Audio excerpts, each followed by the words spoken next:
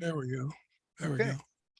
We're gonna talk today. Of course, the big elephant in the room is the issue of it's the RFP, and we'll talk about some hints about next week's meeting. We'll talk about that. That will be at EPA's meeting. Today we're going to talk about the highlights of the Grantee meeting for those of you who couldn't make it,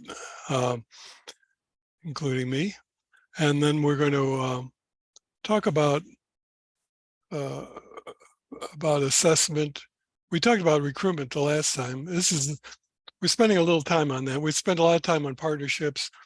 A lot of time is on recruitment because it'll make or break your program. And it can be tough in rural areas, but in urban areas, it could be just as bad because you could end up with a bad team, a bad crop, which is kind of dooms you before you get started. So we're going to talk about assessment, and it's also part of the grant that's going to be due on August 2nd. So we'll talk about that while we go. But why don't we introduce ourselves? I always like to do that. And some of you, now that you saw each other in person, can relate to the virtual them. So Steve, do you want to start out? Sure. Good afternoon, everyone. Good morning to our friends from Alaska. It's still morning there. It was good to see many of you in person for the first time 2 weeks ago, and look forward to continuing to work with you, and good to see you. Mike said you, facilitator, and again, really happy to have this virtual friendship we've got. Ed. Hey everybody, Ed Kelly with Nye Communities Coalition in Pahrump, Nevada.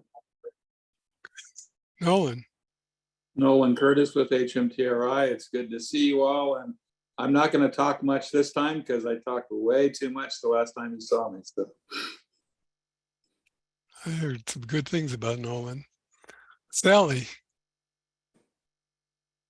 Oops, you got to turn your audio on. Hi, I'm Sally Rinstra from Cornerstones of Care in Missouri. Okay. Bruce, thank you for bringing our guest speaker today to the panel.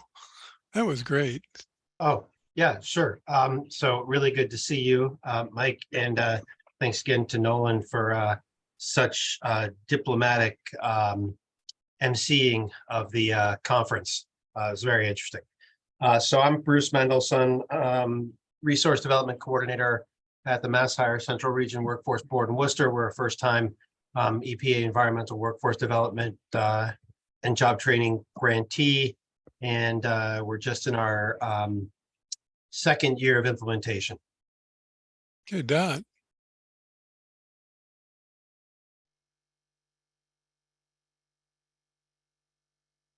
And I'm Dot Coleman from the Full Employment Council.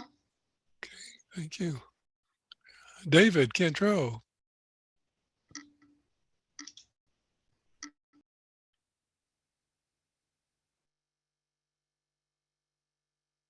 Hey, David. You'll have to click your audio on. There you go. It's good. Good afternoon. Good morning. I'm David Cantu with the City of San Elizario. I wasn't able to attend the conference because I was at a separate conference in North Carolina for strong towns, but I'm just here to learn as much as I can. Okay, thank you. You missed a great conference. We won't rub it in though. Deborah.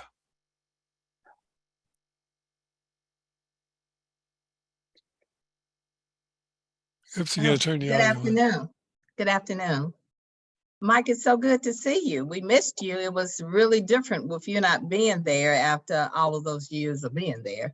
I'm Deborah Love with E3 Solutions. I'm in Alabama, working a lot in the Black Belt of Alabama, particularly the Selma area. Okay. Theo. He's coming from his car. I hope you're driving safe. No, I'm parked. Good. Yeah, I'm Theo Punch with Cornerstones of Care, Bill Tribe. So happy to be here. Good. Hey, Mac. Would you like to introduce yourself? Yeah. Hi, everyone. Mac Alabed, final Federal Projects Coordinator, Manager here at Southwest Economic Solutions. Welcome. Nice to see you, Mike. Great. Good seeing you. I wish I would have met you at the conference.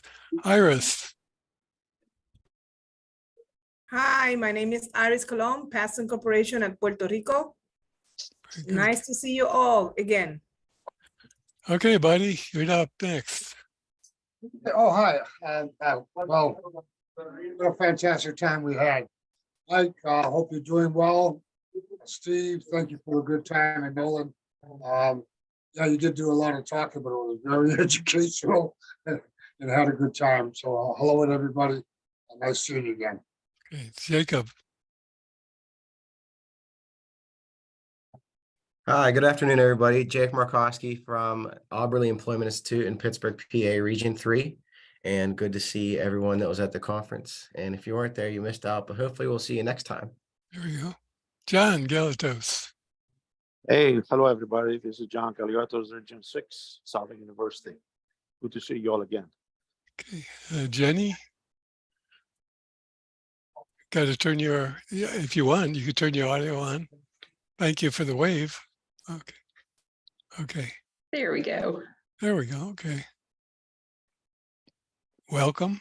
Thank you. Where are you from? Springfield, Missouri. Oh, there we go. Okay. Linda Morgan.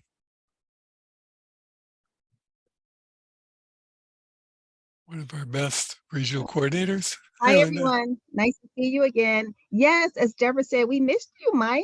It was not the same without you. Curtis did a good job, but we missed you. Well, thank you. So it's good to see you again.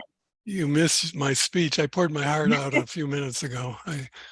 I really miss this more than you think. It's really something. Amy, all the way from Alaska. Hello. Yeah, my name is Amy Penny. I'm with the Alaska Forum. I am out of town today, so I don't have good internet where I'm at, so I'm keeping my camera off. But I was able to come to the conference and first time, and it was great. And I really appreciate everything you all did. It was fun to meet everyone and kind of put faces to names. Alaska always wins because they fly the furthest. So Yeah, you all that's got fun. pens. So you all got pens this time. So hopefully everybody got a pen from the conference.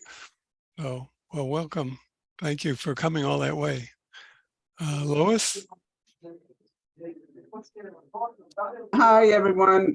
Lois Ellis, Canton, Ohio, and the conference was great. I learned a lot and met a lot of people. So thank you and looking forward to learning more. Okay, Linda. Melinda. Oh, Melinda, Grant. hi. I'm sorry. That's okay. Hi, everyone. Melinda Gant here from the Anchorage Community Development Authority. It's Region 10. I'm in Anchorage, Alaska. I did miss the most recent conference. I'm sorry I missed everybody, and we're hoping to send a representative, either myself or somebody else here to the next one that's coming up. Thank you. So you missed out. You would have gotten one of these really nice pens. I know. I'm sorry, but I know it just wasn't in the cards. I did sign up, but I had to cancel at the last minute. And we have had some very successful Brownfield Coalition groups, and we were just got our tentative award, so we're quite happy with what we're doing up here. good, good. Well, welcome. Nancy. Nancy Shannon. Hi, I'm Nancy Shannon. I'm the EPA Region 3 Job Training Coordinator, along with Gianna Rosati. Okay, thank you. Mindy. Hi, everyone. I'm Mindy Trim, Director of the Employment Skills Center in Carlisle, Pennsylvania. We have held the grant once before several years ago, but this was my first conference, and it was great. Looking forward to learning more. Great. Michael. Hey, it's Michael from Los Angeles Conservation Corps. It's good to see everybody. I hear those conference pens are being sold on eBay for like $100 each. Oh man. Well, you know, we're out, so they hold on to yours. I think it might be worth more someday because they actually have the rubber tip, so you could work, you know, use on your phone for texting. Cindy. I'm Cindy Manning from Cofield.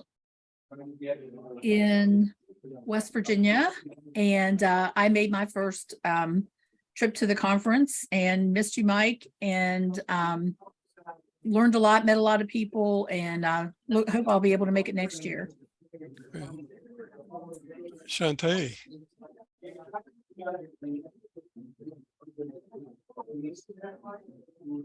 Can we get your audio, Shantae? Or if you're not, oh, there you go. Can you hear me? Hello, can you hear me? Yes. Yes. Okay. Hi, how are you? Shay Vincent, Boston Neighborhood House Environmental Training Coordinator, Region 3. Fantastic. Fantastic. Well, like, I think we'd like to spend the time to introduce each other Hey, so that we Mike, have may I familiar interrupt you faces. for a quick second, please? If you don't mind, may I interrupt you? We have one more person I would like to introduce, if you don't mind. Sure. Her name is Tori Ippolito, and she is one of our new employees at EPA Region 5, and she is going to be, or she is on the Brownfields job training team with me, and she made it to Alexandria, and it was just really great to have her on my team, on the job training team. And as you know, when Craig retired about 4 or 5 years ago, I was the only project manager still on the team. So she has joined us, and I would just like for her to say hi. And Tori, you didn't meet Mike, but this is the one and only. Mike's new. Hi, there she is. Hi, nice to see everyone. I had a great time at the conference. So thanks for the introduction, Linda. Yes, Well, and you'll see her in Detroit, Mike. Oh, great. Tori is fortunate to have a mentor like Linda. Linda has stuck with us since the beginning and has always been a supporter of this program, and her heart's in it. And I understand EPA is building all of their teams, but I think you handled your region as well as anyone. You've done a great job over the years. So, Thank you. how That's many? very kind of you to say. So do you have one assistant, or these groups are expanding very quickly? Yes, she's a Brownfields project manager. So she has other grants as well as job training, just like me. So Great. that's good. Well, great. Thank you. Who did I miss? Anyone? Okay. Well, that's great. I thank you very much. With that, we're going to turn it over to Steve, that's going to talk about the elephant in the room, which is the release of the new meeting. I'll turn it over to you, Steve. Okay. All right. So I've got a few announcements here to share with you. The first, as Mike said, is the FY 2024 Brownfield Job Training Grant solicitation that we heard about 2 weeks ago. It actually is now official, and it's open, and applications are due August 2nd, 2023. So that's less than 60 days, but you got a lot of time left here to really start working on things. We're going to have a link to the application in our notes, but I'll also provide it in the chat box here in a little bit. Now, to prepare for that, next Wednesday from 1 to 3:30 Eastern time is a Brownfields Job Training Guidelines Outreach webinar from EPA that they're putting on. And again, I will put the link in the chat box because you're going to want to register to that if you're interested in submitting a application. And I'll talk a little bit more about the solicitation in a minute, but as far as a few of the other announcements go, registration is open for Brownfields 2023 in Detroit, August 8th through the 11th. They're going to have over 180 educational sessions. They're going to have mobile workshops, inspirational speakers. I mean, it's a really excellent event if you haven't been to one before. And if you have been to one before, you know what I'm talking about here. There's a lot of great stuff. HMTRI is going to be there. We're going to have a booth. Actually, it's booth 113, where you come and join us. And, you know, if you're want to talk to employers and you need some place to do it, you can use our booth. If you also want to store a backpack or something there while you're walking around all the exhibits, you can feel free to do that also. A lot of people like to use this kind of as a home base. And if you have materials to market, we can do that for you as well. You can bring them with and we can lay them out on the table, or you can send us stuff ahead of time. Also, at the Brownfield 2023 conference, make a note that on Thursday, August 10th at 3:15 in room 321, there's going to be two of our Brownfield job training grantees giving a presentation. And they're representing Region 3, and as Nancy, who introduced herself from Region 3, Gianna Rosati will be there along with Abby Wolinski from the Auberly Employment Institute and Thomas Wentner of Land Force. So they're going to be giving a presentation on environmental justice and public participation. So that's something, if you're going to be there, make sure there's a lot of sessions. So make sure you earmark that one to go to. That'll be a good one. And then also actually the night before the conference, August 7th, they will have the Environmental Justice Caucus for Brownfields 2023. And that'll be, I can tell you that it'll be in the Portside Ballroom on room 260. And if you haven't been to one of those before, you really should go. A lot of really good information is presented, a lot of ideas, building relationships, and you can communicate directly with EPA. So that's that kind of kicks off the conference. Again, that's on Monday night. So consider that in your travel plans. As far as the solicitation goes, a couple of questions that come up. One is drug testing a screening requirement for accepting applicants into the Brownfields job training programs? The response basically is no, it's not a requirement for participation for the Brownfield job training program. Grantees determine if and to what extent they wish to test folks for drugs, depending on each organization's policy, local latitudes towards testing as a screening tool. So that's really an individual, a local kind of decision. Another question that comes up is, what are the minimum aptitude requirements for accepting students into Brownfields job training? And again, that response is kind of dependent on the program, because each program establishes their own aptitude and physical requirements for successfully completing the job training program. And a lot of organizations use TABE. And for those of you not familiar with that acronym, TABE, it's the Test of Adult Basic Education. That test is probably the most common aptitude test among Brownfield job training programs. A variety of tests are being used depending, again, on local preference. Standards for accepting students vary from like 9th to 10th grade verbal and math skills, with some grantees bypassing assessment tests altogether and requiring like a GED or high school. So it's really, again, dependent on the program. And then another question came up: are notes and recordings available from previous PLC sessions? And yes, the answer is they are. And if you've missed a previous session and you're curious about the notes or recordings, or you want to look back at some of the other PLCs we've done, you can go to the brownfields-toolbox.org website. That's our website.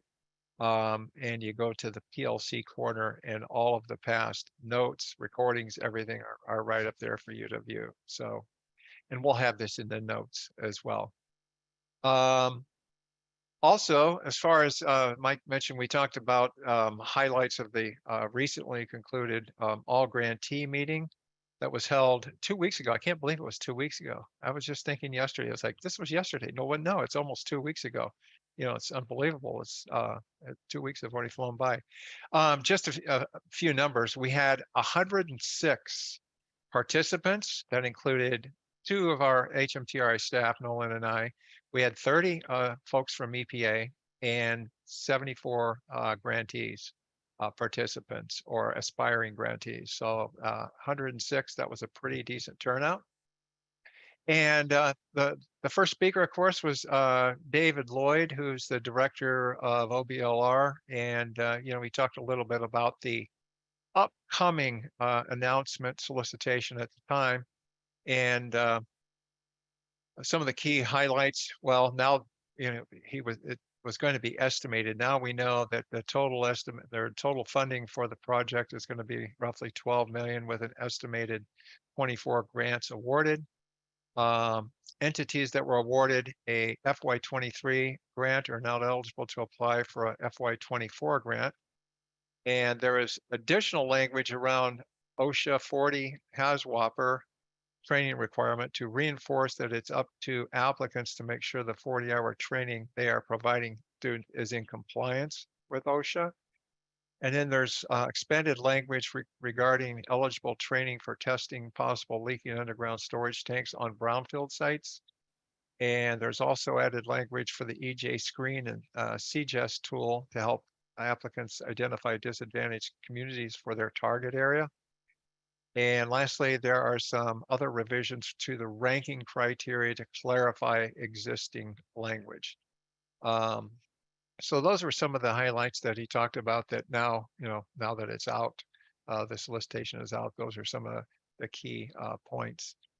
And in addition to the student testimonials that we had at the workshop, and we had the really nice video from the city of Springfield. We also had at the workshop updates regarding the ACRES reporting system, the EJ screening tool, and cautionary words from the Office of General Counsel regarding grant requirements. We also had breakout topics on tips and strategies for recruiting, screening, and assessing populations, challenges and minefields for brownfield job training grantees, working with diverse populations, including women, veterans, and returning citizens, grantee partnerships and advisory boards, recruiting and retaining students with diverse backgrounds, rural versus urban grantee issues, and successful recruiting strategies. So for those of you who came, that's kind of a summary of the things that we covered. And if you weren't there, those were some of the topics that we covered. One of the things we want to do is we want to thank, EPA and their staff for coming and supporting the program. We also want to thank the facilitators. We had 16 different people who volunteered to facilitate a breakout session, which was awesome. We also want to thank the recorders and, of course, the panelists that participated on our panel sessions. For anyone who attended the All Grantee meeting and hasn't completed an evaluation form, anybody here not completed one yet? I'll put the link in the chat box so that you could do that. We really would appreciate your feedback. We've heard from a lot of you, but I know there's still more of you out there that would appreciate your feedback. And lastly, just for any of you who attended, do you have any observations, thoughts, or anything you'd like to share with your colleagues on the call?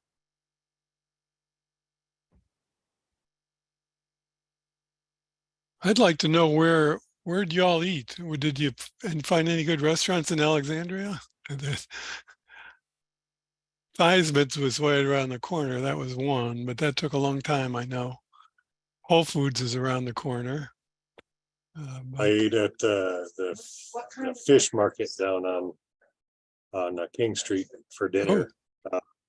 Amazing food. And then the second evening, or the Thursday evening, that was Wednesday evening. Then Thursday evening, I went down to Gatsby's, which apparently has a lot of history. George Washington's favorite place to eat. And the food was superb there. And the atmosphere was amazing. So really old building with the wooden floors, and the staff is dressed in the age attire. So it was a neat experience. And we were the last ones to leave the restaurant. So another reason to feel sorry that you missed the All Grantee meeting. Good restaurants down there. Any other comments from anyone?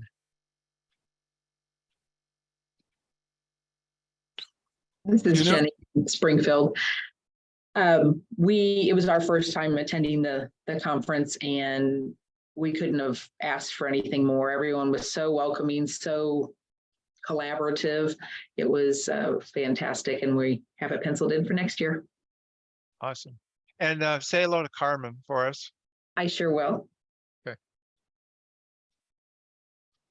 The beauty of this group, nice thing about this group is we're not in competition. We're working together for a common cause, and grantees share and mentor and help other people out. Just a good group of people, as I said earlier, really a good group. It's nice when we can all get together and we all have common interests. That also helps. I have one quick comment. I really appreciated the size of the conference. We've been to a lot of conferences that are huge that I just don't feel like everybody kind of gets lost. And so I think with this size, it was really helpful to get to know people and to be able to talk about our programs. And yeah, just, I don't know, it's a lot more personal, which I really appreciated. We try to limit it to about 80 people and EPA people. Of course, we love to have EPA people because when we have questions and we're all in a quandary about what to do, we can always turn to them and they get to know their grantees. So I think it's great to have them. So we had plenty of representation from EPA. I was happy to see them there. Anyone else have any? Yeah, I do. Mike, I was going to say something similar. It was so great to be together again and watch the grantees network and then just seeing everyone. It was just absolutely fantastic. And I've been to several conferences, but this one just really, it was just so fantastic to be a participant in the conference and to be there with Tori and just to see my grantees and just to see people across the country that I had not seen. You know, the pandemic just, I mean, I appreciated the virtual sessions that we had, you know, the May ones that we had, the mid-years and things like that, but seeing everyone in person was just so wonderful. And I just really appreciated it. And just hearing some of the stories, and I'm continuously learning about the job training program. And then we have some really wonderful grantees just all across the country, and they are so committed and dedicated to what they do. And so I am just appreciative of being a part of this program. I love to be on a fly on the wall when Eric and Paul get together and start jabbing about their program. You can learn a lot about techniques they've used. Oh yeah, Paul and Chris and Recycle Force, like Ken and Paul. It was just, and they brought Robert. Oh, it was just fantastic. I wish it was recorded. I really wish they had recorded some of those sessions and panels. Yeah, really, this is really a really good program. And the meeting for people to be able to talk to other people who are trying to do the same thing, you learn so much from talking to people who are actually doing the same things that you're doing. And everybody is trying to help everybody. And this program is something that really just changed so many lives. And to watch everybody just so thrilled to make that happen, it is something that is so refreshing to come together to get that experience every year. It's just a wonderful opportunity. And it really lets you know that people really care about other people in the world to make this kind of effort to try to create jobs for people and change lives. Deborah, I agree with that. Being around each other, the Zoom is great, but being around each other on a human level is so energizing. And since we haven't been around in person, I forgot sort of the boost that it gives your program coming back from the conference. I mean, I know for me, like, you're excited right away to go and start implementing some strategies you learned, or you're just, you know, energized for your program. And I think some of our best work at Auberly, things that we've put in place have come, you know, weeks shortly after the conference. You know, we had a mayor from Alabama that was there, Mayor Lake, and he was saying he's never been to a conference where you have other people trying to really help you so much. And that was just so refreshing. Right. It's so often it's just a presentation. I did this, and then it's on to the next speaker. In this case, well, this is what worked. This didn't work, and we're having some problems and talk it out. It's great. That's what makes this program good. I want to give credit to Mike because for 25, 30 years, however long he's been doing this, he has really cultivated that aspect of all of these PLC conversations and the various conferences. And so I've been involved, as Steve has, with a lot of different organizations, but that underlying philosophy of helping each other in a community has really been, one of Mike's guiding and driving principles. And so I think we all have him to thank that's remained a big part in the core value of HMTRI and the PLC. Thank you. I agree with you 100%. Good things come to people who are sick, So talking about sick, for those who weren't able to make the conference, we merged the participant list with the PLC list, and a few of you may get double notices, but if you went to the conference and you're not signed up for the PLC, you are now. So you'll get notes next week on this one and future PLCs and activities. So we'll get you into the loop. So we're going to talk a little bit, and this will be in the notes for what I don't cover, about the whole idea of screening and building your best team. But before I do that, I want to talk about how important that meeting is next week that Matt is going to be putting on, Rachel and Matt, and also what will accompany the frequently asked questions.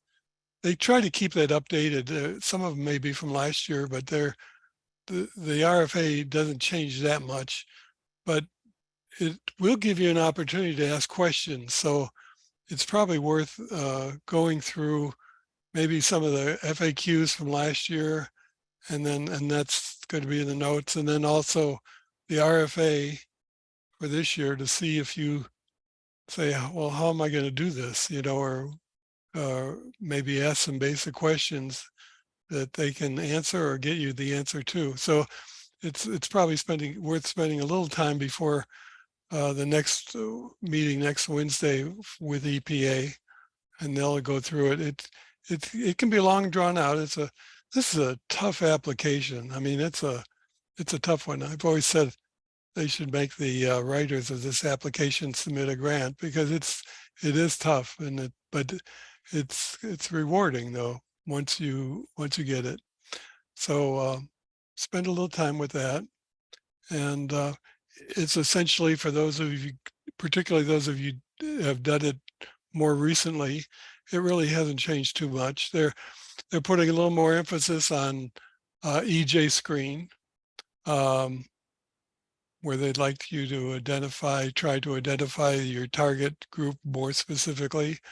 They talk about CGIS, which is the White House version of EJ screen. That's been developed by the President's Office of Economic Advisors, but the big one is that EJ screen. So we will have in the notes also some old tutorials that are recorded on EJ screen, so you could take a look at that. The one issue about OSHA training, everyone's required to do 1910-120, has WAPR. But I think a few people had questions, and there are a lot of sharks out there, online training and consultants that may be shortcutting has WAPR, and they want to make sure that whoever's going to be doing your training, and we're going to talk about this next week, whoever's doing your training is going to bring you all the way through OSHA certification. In other words, that requires in-person, not only online. So if you've got an online program and that's all they're going to do is online, it's not going to pass OSHA. So they want to make sure that you don't get caught by a not a fly by night, but somebody who's doing a abbreviated version of OSHA, and so that's in the RFP this time. Most of the other provisions they have are fairly similar. I was disappointed, and I know why they did it, but I was disappointed that if you were granted an award last year, you can't recompete this year. I wouldn't be. I think for some of our outstanding grantees, it would have been nice if they could get another award, but that's the way they used to do it. They've reverted back to that.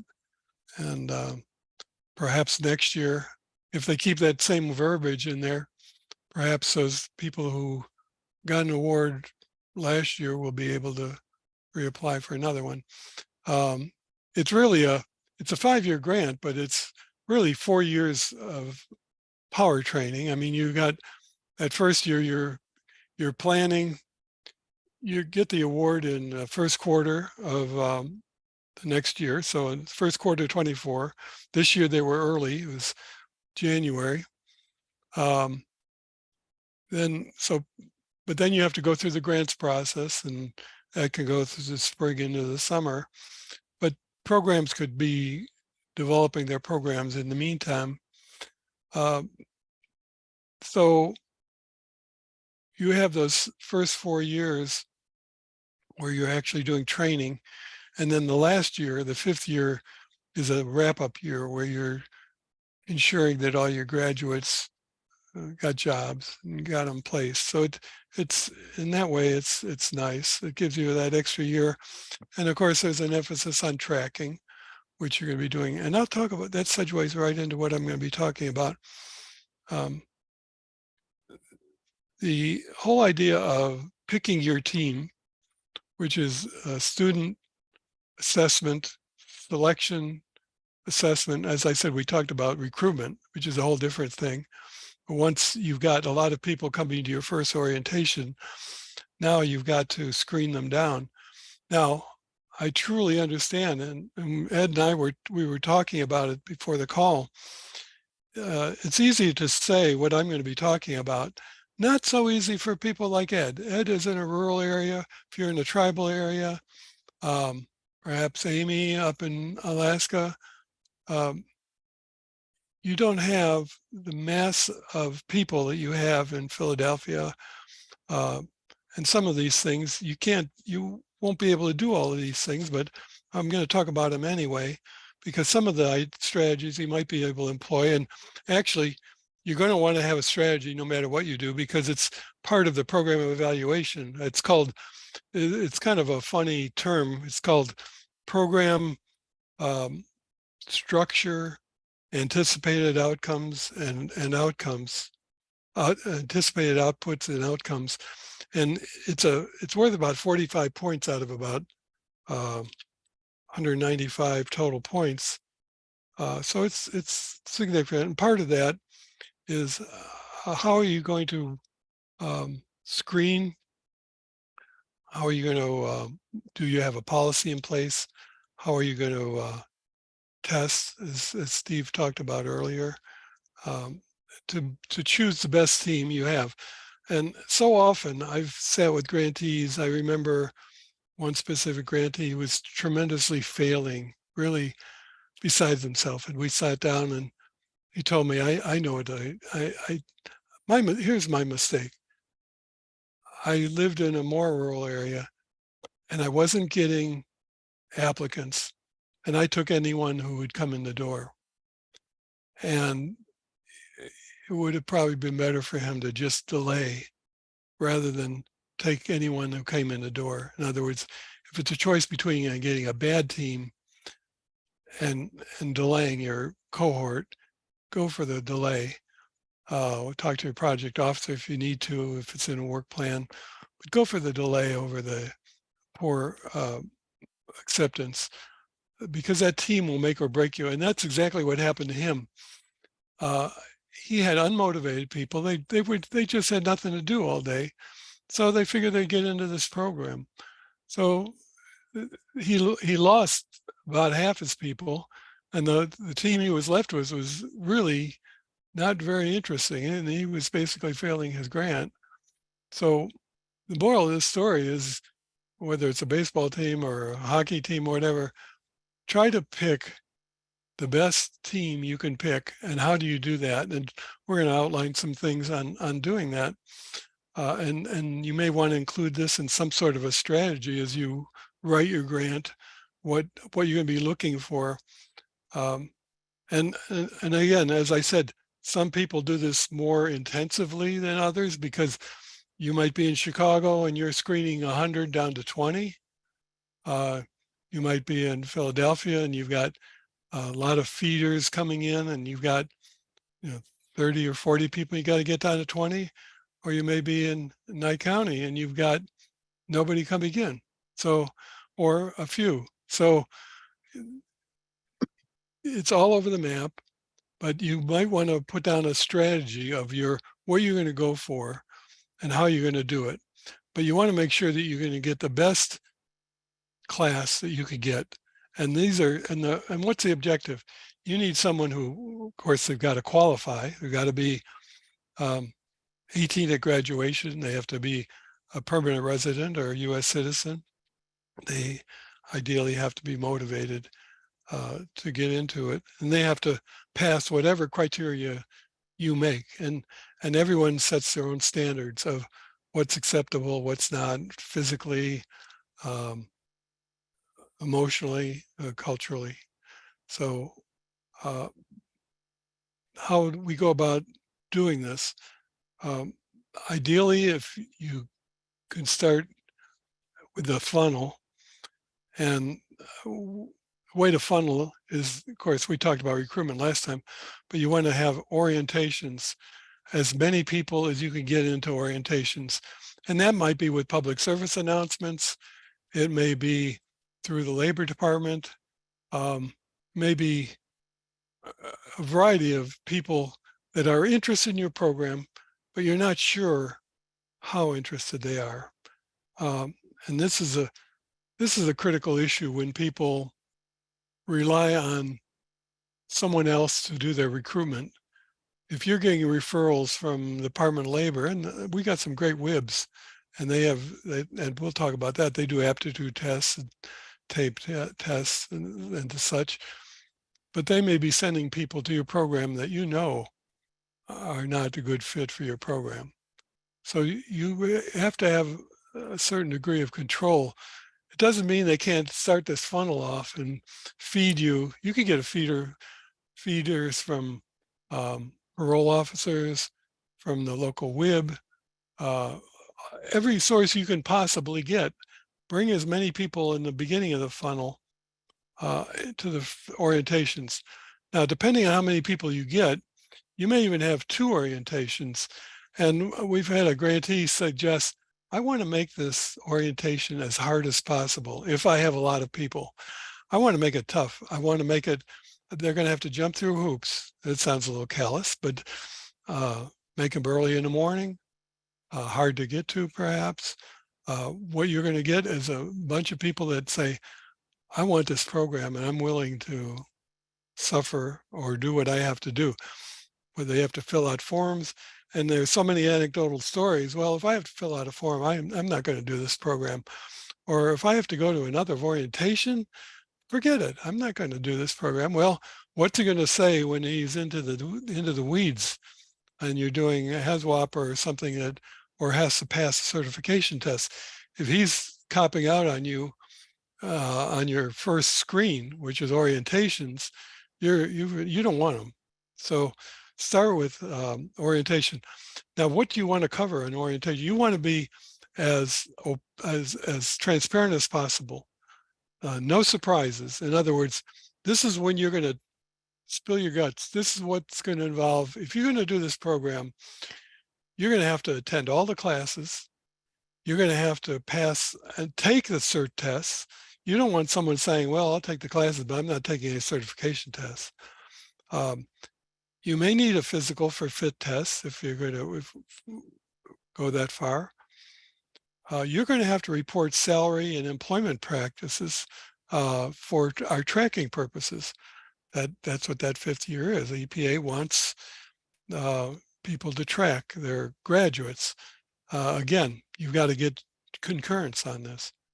Of course, we said you've got to be 18 at graduation, U.S. citizen or resident. And finally, you might want to say, you know, you're going to have to sign a student contract. Our best grantees have student contracts. And what is that? It's not, they're not really binding legally, but the fact that they're going to read through it in one of the orientation sessions, and this is what you're going to have to do, and what our policies are, and if you don't do them, you're out. You miss 2 or 3 sessions, you're out. Whatever your policies are. And EPA is very flexible on what your policies are, but you've got to spell them out. You really have to say, okay, here are our policies. And that's only fair to someone that's coming into a program. They don't want surprises halfway through this thing. For your good, they're good. They don't want to invest 100 hours or 30 hours and then only to find there's something they don't know about. Now, hopefully they'll have, in part of the recruitment process, you're going to talk about all the good things that this program could bring to them. But this is the reverse side of it. This is what it's going to take to get through the program. And this is what we expect of you. And this is what you can expect from us. Now that just gets you through the orientation. And I've got these things in the notes. Now what do? I've got, I went from 100, now I'm down to 50. I got a good dropout rate. A lot of people who just came, they had nothing to do. What am I going to do now? Well, now you kind of go in an advanced mode. It takes a little more time, but is well worth it. Group interviews is one, or individual one-on-one interviews. Most of you that are watching this Zoom could spend probably 10 minutes with your student and say, this guy's a winner. He's going to make it. Or you're going to say, oh, I'm concerned about him. I'm really, you know, there's something that's not clicking here. That's the beauty of a one-on-one. It gives you a chance. Now, you may want to start out, if you have a lot of applicants, you may want to start with group interviews and go to one-on-one. As I said, don't feel bad about making it hard, because if at the end, the people that come out on the end, this other side of this funnel, you know, they went through all this stuff. I mean, they're motivated and they want this job. They want to do this. So they'll do the one-on-one interviews. Of course, family visits. You know, you talk to Eric and before him Art, they would visit the families. And what does that do? It gives you a real good idea if there's some problems underneath it. Now by this time, you're whittling it down quite a bit. But see if you can do a family visit. You're going to see what's happening in the neighborhood. You're going to see what kind of support he's getting from his family, or if they think, oh, this is a waste of time. You get a good feel for, again, childcare to the extent you might need stipends, transportation, if there's no way of getting to class, or if they're not going to be able to get to class because it's just too hard. You want to find that out early. So these one-on-one interviews are really great if you have the time to do it. And the family visits, even so. Of course, OAI is great at tryouts. They've been our star, and other people have variations of the tryout method. This is bringing people together in groups, something like group interviews, but they're doing some team building, and you've got team building games. So they've got a task at hand, and they're asking people to solve this task. And what you're going to find out from this screen, you're going to find out, can they work as a group? They may pass all the other screens, but they just can't work in a team. They're either, they've got such a dominant personality, it's their way or the highway. And all of you have seen those people in your programs we're going to do it my way. I don't, it may not be right, but we're going to do it my way. So the tryouts helps you observe, and you've got your instructors and your staff there to watch them do these team building exercises. Then, of course, the next step beyond that is, I call it preparatory training, where, and Recycle Force isn't on the call today, but and actually Eric's program is the same way. Recycle Force, they actually have parallel programs, whether it's recycling or whether it's youth build or some other program, and they have the luxury of watching people in action, and they have the best system in that they could observe people working in teams, and then they can approach them and suggest, would you like to go to the next level? You've got construction skills you've gone through, but you may be interested in adding some environmental remediation onto that. And these are people you've already observed as just being very well qualified, very motivated. The screening's actually been done for you. And that's a great approach to use when you can, is doing preparatory programs. A variation of this is, particularly when you've got larger groups, do your life skills first. Do your life skills training and observe them and seeing how they're participating in life skills training, and you'll get a real good feel for what your students, we all know we have a classroom of students and we're sending them through. It has nothing to do with the technical training, but before you go there and waste your time on people's time on technical training, get the life skills, which you got to do anyway, out of the way. And that's got a couple of advantages, which is the last thing I'm going to talk about, is student rejection. What do you do when someone has jumped through all the hoops, invested all this time, and you still have too many people? And that's a heartbreaker. And that's been handled different ways. Again, life skills training is one approach where they've received life skills training. All is not lost. They've gotten some good training. You might put them on a wait list. That's often, many of you put them on a wait list. Say, if someone drops out, particularly in the early stages, we can get you into a class. We can sign you up or put you at the head of the class for next year because you've already done these screens. You've gone you're obviously motivated. You may have passed. Of course, the final screen would be the tab test. They have to be capable. Some programs just require a GED or graduation, 9th or 10th grade in verbal and math. But you can, if they pass all the other screens, you want to suggest, well, you're good, and we understand you're good. We're trying to choose the best team we can, and so right now you're right on the short list. We just don't have enough seats.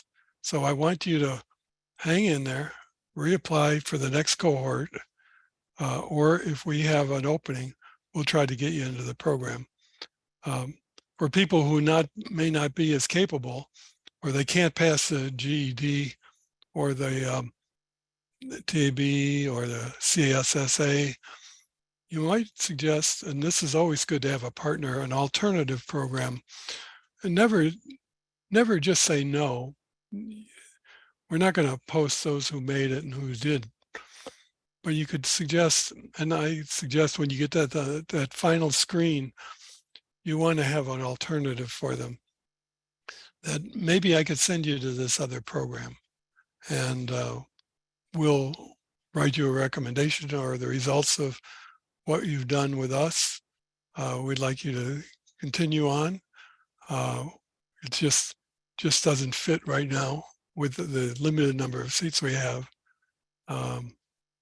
But at least you've gotten some good life skills training, and as far as we're concerned, we could write some sort of recommendation if you need it. So what I've done here is gone from many people down to 20. What's important, and I think it's important for EPA in your application, to those of you who are writing an application, you've got to have a policy. It doesn't matter what that policy is as much as it matters that you have a policy. You don't want to be haphazard. We're going to take anyone who comes in that door. You really, whether or not you're able to fulfill that policy will determine how many applicants you get. But if you don't get enough applicants, as I said, delay your cohort, keep pushing on the recruitment side until you are satisfied you've got some good people. That doesn't mean that you may have some great people right off the bat, and there's other ways of bringing people into your program. If you're really proactive, you may go out and you may be searching for applicants, and when you spot them, or you may have agents in the field, or people, maybe he's a warden or a parole officer, and you say, I've got this guy, and he's good. He would be good for you. It doesn't mean you shouldn't do that, but again, this is when you're trying to screen down, and you want to make sure that you have a coherent policy that you could present to EPA, that you do have a policy, and I think that'll help a little bit. And whether you want to do just one or two of those things, that's fine. It's up to you. It depends on your program. But the beautiful thing about EPA is they're very flexible. They're not telling you have to do this, this, and this. These are not cookie cutter programs. They're all different. So what works for you may or may not work for the next guy. So anyway, does anyone? How do y'all screen when you're screening? Anyone?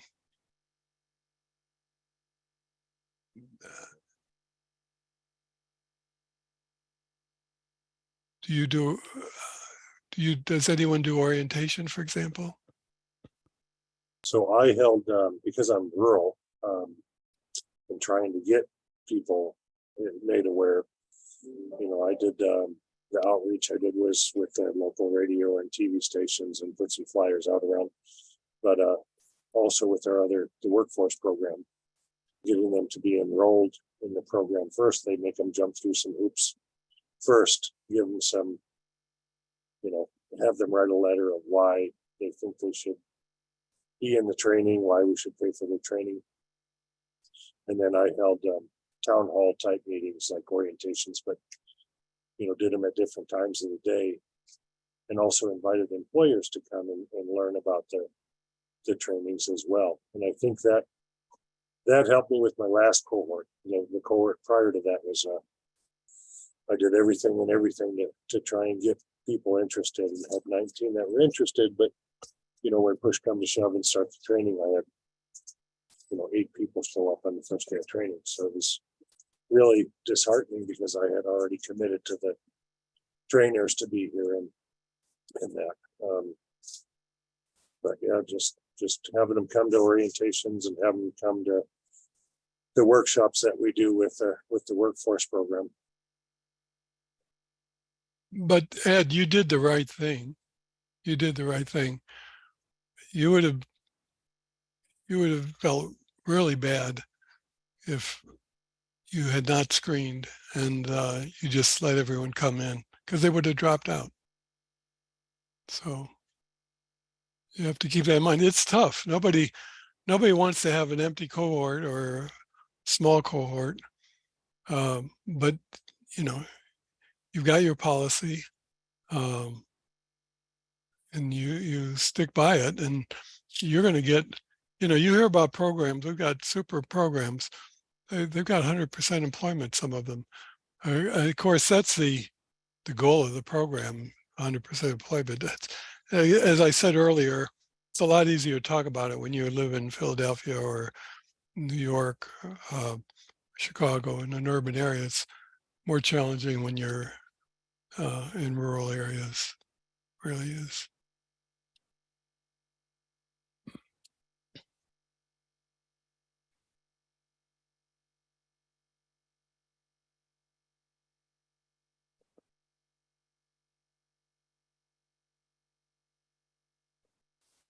Well, Mac said he's got to jump off, so maybe it's a good time for us to jump off today. And next week, don't forget that meeting on 14th. That's important.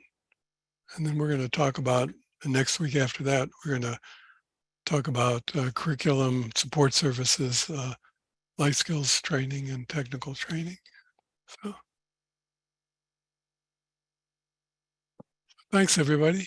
Yeah, again, if you're new to the grant process, you're applying for the first time, or you applied and your memory is short because it was painful, it's a very short schedule to complete the application process. So if you're at all interested or fascinated, start yesterday and keep working on it. And it's better to submit even if it's not perfect. Don't let perfect be enemy of the good. Because at least you'll get enough feedback if it's not accepted for what you need to do, and you won't be shooting in the dark the next time. So again, we encourage all of you, especially the people here and that we saw at the conference who haven't had a grant yet, to put your best feet forward, get your partners together, but to apply. And again, start yesterday. And that webinar next Wednesday from 1 to 3:30 Eastern. I have a link in the chat box. You want to copy that and attend. It would be worth your while to attend that if you have the time.